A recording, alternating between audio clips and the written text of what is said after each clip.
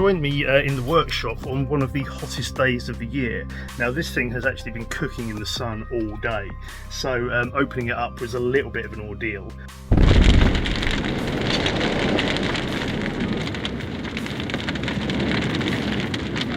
Now obviously messing about a bit there, but to be honest, the heat isn't that far off.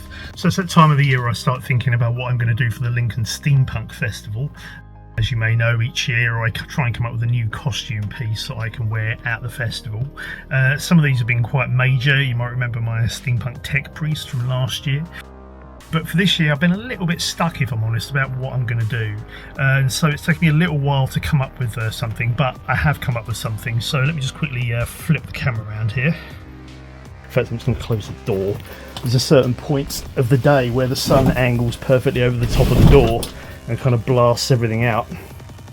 So this is in preparation for the Lincoln Steampunk Festival, and you may remember my mask from previous years. There's some video of that here. This has got a removable faceplate, and that was sort of a design feature of the original version. And the idea was that I could just quickly take it off if I was getting too hot, or if I was in a crowded environment and couldn't quite see what I was doing. So just something I've learned over the years with masks of this type, that being able to see where you are, particularly in a crowd festival, is quite important. So being able to just take the faceplate off was really, really important. So for that reason, I thought, well, okay, what I can do here is actually take the faceplate off entirely and create a new faceplate, and so create a completely new look for the mask with a fairly easy change. So that's what I'm going to do. So in this video, I'm just going to go through where I've got to up to this point. Hopefully that will sort of make sense. So here's the original mask, and I've got to admit I do like the look of this. When I originally made this, I wasn't quite sure where I was going with it, and so the final look of it was a bit of a mystery until I sort of started making it. And it only really came together once I added all of these metal fixtures onto the brown faceplate that you can see there. As you can see, the mask is made in several pieces, and that's just to enable me to put it on and off. And as I've mentioned, having a removable faceplate is really, really useful.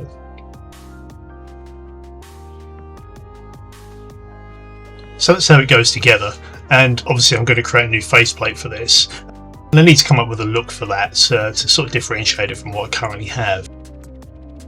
So what I've bought is this, which is a German military hat. Now obviously there's a bit of a risk here. I don't want this to look like any recognisable military sort of faction, anything like that. So I'm going to try and add some symbology and so forth to differentiate it from any real world sort of implications. But more practically, I need to find a way of actually making this hat fit on top of the mask. I'm loosely going after the look of Cronin from Hellboy, and so he's got this very steampunk mask and obviously the military hat on top. So I'm going to try and go for something vaguely inspired by that, but maybe sort of a British version of this character rather than a German one.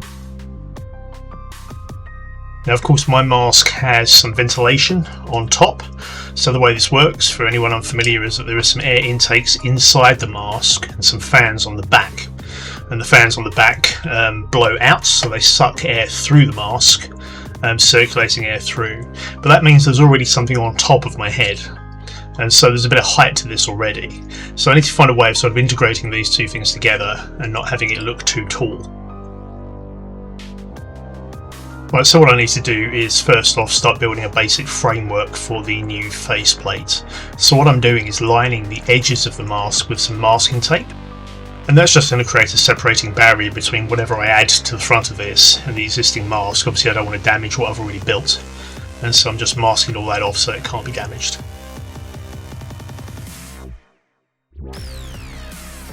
So what I'm going to do here is a technique I've used before, which is to super glue some strips of glass fibre all around the edge of the mask. What I'm doing here is sort of slowly building up a framework by adding repeating layers. So obviously gluing glass fibre with super glue to masking tape isn't going to be particularly strong, but what I can start doing is using this as a basis for something that will be. So yeah, I'm just gluing this all around the edge, and the super glue will give that a bit of a strength and hold it in shape. What I'm now doing is coming in with some bits of foam, and I'm just building up again a more framework for the faceplate. Obviously this won't be particularly strong, but all he really needs to do is to be able to hold up some glass fibre and some resin, and that will create me some fiberglass, which will then be very strong. So what I'm doing is just slowly adding layers, which get increasingly strong as I go. Now I'm really just winging it here. I don't have a clear idea of what this is going to look like just at the moment, but what I tend to find is that I can kind of iterate on these things as I go, and I can slowly build up the look as I sort of build this. And to be honest with you, once I've got sort of a 3D object in front of me, that usually starts making me think of ideas. Sometimes there are ideas that don't entirely work with what I've created, but that's just kind of how I work. So yeah, so what I'm doing here is just lining this whole sort of fragile framework that I've created with foam and tape, and I'm just laminating the whole thing with fiberglass. Once that's dry, I can take it off and then pull all of the interior out, and I'll be left with a fiberglass shell, which will be quite strong.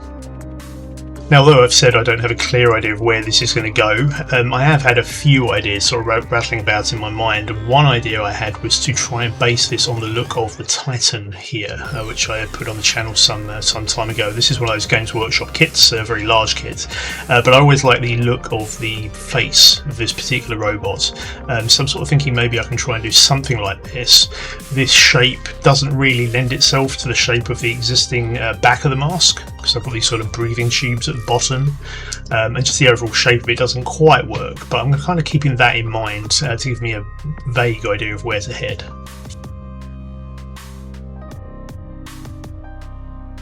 Okay, so that's all dry now, and obviously it looks like a bit of a mess, and I'm going to try and separate that from the back of the mask, and luckily my masking tapes worked pretty well there, so it comes off fairly easily.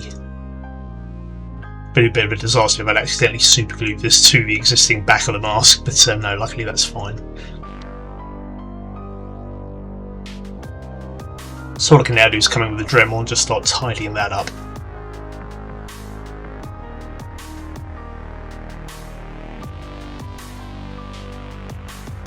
Okay, so there we go. So we've got a rough shell now for the faceplate, and there's the hat sitting on top.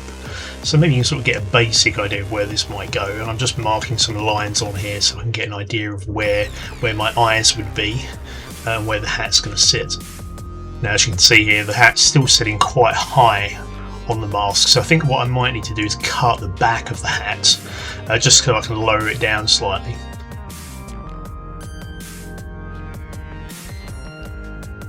That's something I need to do, of course, is actually try this on. So I've just got the mask on, and I'm just going to try the faceplate here, just make sure I can actually wear it.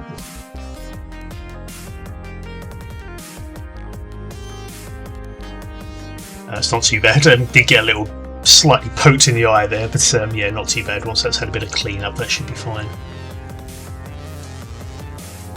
Okay, so what I'm going to try and do is just extend the area around the eyes slightly. So I'm going to glue some styrene plastic on here and then just start filling in the interior around this with some car body filler.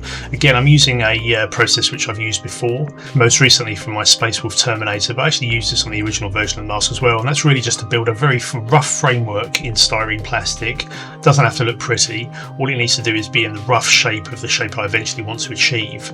I can then come in with some car body filler and put that over that framework, and that will eventually get me towards the shape that I actually want. Now, when I was making the Space Wolf Terminator, I mentioned that they didn't have any of the car body filler I needed, so I ended up buying some of this fiberglass filler. Actually, this is the perfect thing for this because obviously I've already got a fiberglass shell here. So what I'm going to do is use this fiberglass filler and just put this over my styrene framework.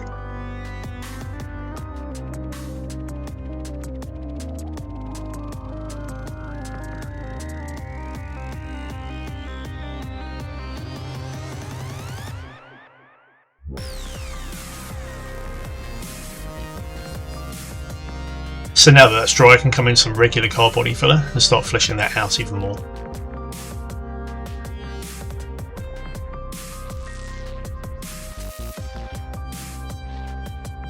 Once that's dry, it's just a process of lots of sanding to try and sort of get that down to the sort of shape I want.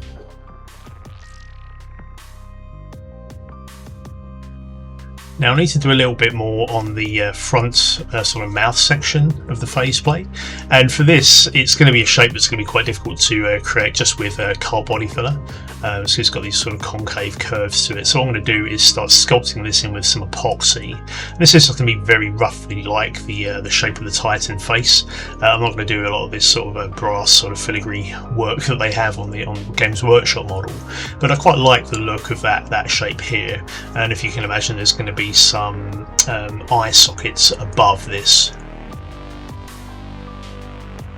So yeah, I'm just putting that in again in a very rough form. Once that's dry, I can then start sanding that down even further.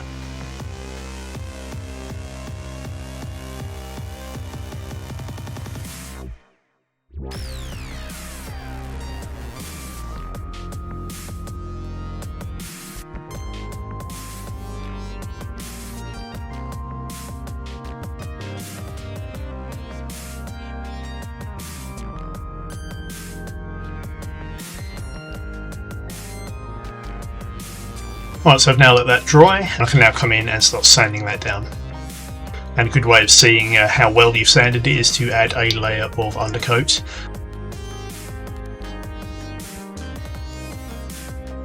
As you can see, that's sort of highlighted various indentations and imperfections, so just another pass on that, a bit more filler, a bit more sanding, try to get that into the correct position. Okay, so that's sort of looking right. So yeah, now I'm going to turn my attention to the hat, and as I mentioned, it's sort of sitting a little bit too high, so what I'm going to do is to cut the back of this to try and get that to lower down and sit a bit more closely to the head. It turns out that once you get through the fabric, there's actually a ring of what looks like styrene plastic or maybe something else that goes around the ring of the hat, so that's actually quite handy. It gives me a good anchor point to actually attach this to the mask. Okay, there we go. So I think you can see that that's sitting slightly lower down now, so that's looking pretty good. So what I'm going to do now is start cutting out the eye holes for this, and that allows me the opportunity to actually wear the thing and just get an idea of how this might look. At the minute it's looking pretty goofy, so yeah, not entirely feeling it if I'm honest, but hopefully this will improve as we go on. Right, so I've got these, which are brass bushes, I believe, used in plumbing, but many people use these for goggles and lenses, so that's what I'm going to do here. So what I'm doing is just rolling up some styrene plastic to create a tube that the bush can sit on, and then I'm going to super glue that to the front of the mask. Now this is actually going to have lots of different lenses on it, so I'm just sort of trying to find bits and pieces which will actually work. As you can see, the two eye sockets I've got are of different sizes, and that's deliberate. I want to have lots and lots of lenses alongside these, so hopefully my real eyes get sort of a bit lost amongst all the others. Now I've got to admit, I wasn't really feeling this, certain projects, you get really infused with, and there's a lot of creative energy, and that just lets you plough through it. And I really found that with the first iteration of the mask. I just got in the zone with it, and I was able to plough through it. And you've probably experienced this before, like every decision you make is the right one, and it just flows, Had complete opposite with this. Didn't want to do it, didn't like it, was thinking maybe I'll sack it off and just use what I've already got for the festival, and I think the reason is because I couldn't really see what the final version was going to look like. I took these pictures of me wearing the mask just with the eye holes, and it just looked super goofy, and I was, like I say, I was thinking of giving up on it, but I needed to overcome that hurdle, and so I thought, well, what I need to do is start seeing what the final version of the mask is actually going to look like. So the first step in doing that is really just to get a bit of paint on it. At that point it was just undercoat, very grey, so not really looking at it. So what I'm doing here is just adding some brown paint to it and giving it a bit of a shade with some black, and I'm hoping once I've got that in place and the brass, this will start allowing me to see how this will finally look, and hopefully then I'll be a bit more enthusiastic about it.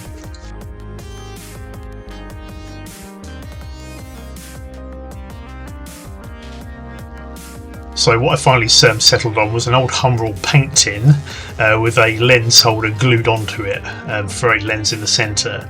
And with the hat in place and the brown paint, I'm actually starting to feel this now. I can kind of see how that looks, and I'm not hating it, so that's good. It needs more, I think, but yeah, I'm beginning to see what the final version will look like. So just cut out a piece of clear acrylic here and whack that in as a lens, so that's now got a red lens, so I think that looks pretty decent. And what I've also done off camera is to add some Velcro onto the mask, and this is just so that the hat can be mounted on top and taken on or off more easily. Now obviously I was trying lots and lots of different bits, you know, like aluminium rings and light holders and so forth. But what I actually found in a box is this, which has got this kind of magenta, green and red lenses in it. So it's obviously some form of optical thing. But I think this is going to look really cool mounted on the side. Now it's slightly tricky to mount because it's a curved surface and it's a round thing. So I need to sort of be a bit creative here. So what I'm going to do is cut out a hole in the side of the mask. And then I'm going to build up around it with some epoxy and sculpt that sort of into the surface. Yeah, so just refine that with a spatula, and there we go. Now once that's dry I can sand that down, give it a bit of paint, and that should blend in quite nicely. Alright, so I think this is more or less it. As you can see, I've added a few additional bits and pieces here, and something which I did off camera as well, which you can just see here, is I've added a bracket which attaches to just a kind of a point on top of the mask, and that's just to stop the faceplate falling off if I lean forward. The other mask has a sort of a clasp made out of a cupboard door hinge, but this one actually sits quite comfortably with this, so this works pretty well I think. So yeah, thanks very much for watching. If you go into the asylum, hopefully I'll see you there, but in the meantime, thanks very much for watching, and I'll see you in the next video.